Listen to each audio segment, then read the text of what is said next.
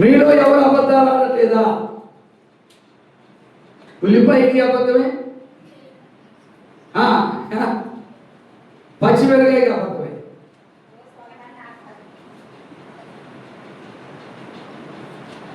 అలాగా అబద్ధము ఆడకుండా ఉండటానికి మన నాలుగును జాగ్రత్తగా ఉంచుకోవాలి.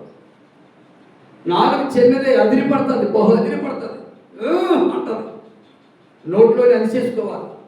యాగా ఏమి ఎగురుతున్నావు, దంతలేవు, నువ్వు గెలికి చేతలేవు, ఎగురుతున్నాడు, ఆగు అని ఆపేసుకోవాలి. ఎందుకు తెలుసా?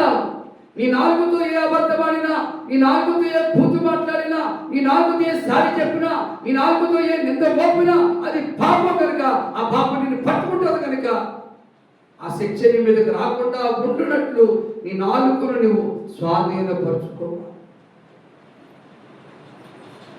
నొప్పు కొంచెమే అడవినే తగలబెట్టేస్తాం. నాలుగు చిన్నదే, సంసారాలే కూల్చేస్తాడు. అందుకే దావీదు ఏమన్నాడు?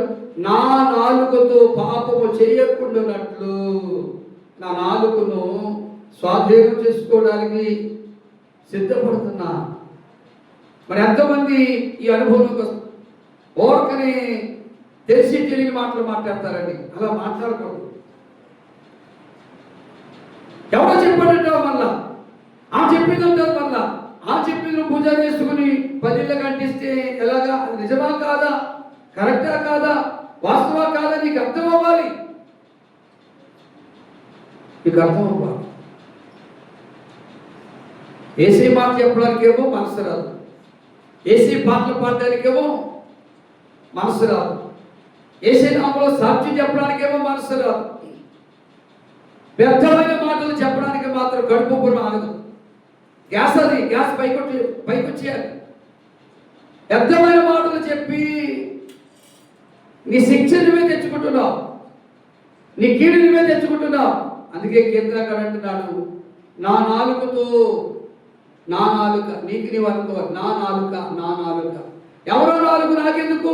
నా నాలుక, నా నాలుకతో ఏదన్నా పాపం చేస్తే నా మీదకే శిక్ష వస్తుంది. అది ఎవరికి వారే ప్రశ్నించుకోవాలి. దావీదు ప్రశ్నించుకున్నాడు, నా నాలుగుతో పాపము చేయకూడనట్లు అన్నాడు. దేవుని పిల్లలారా, ఈ పాయింట్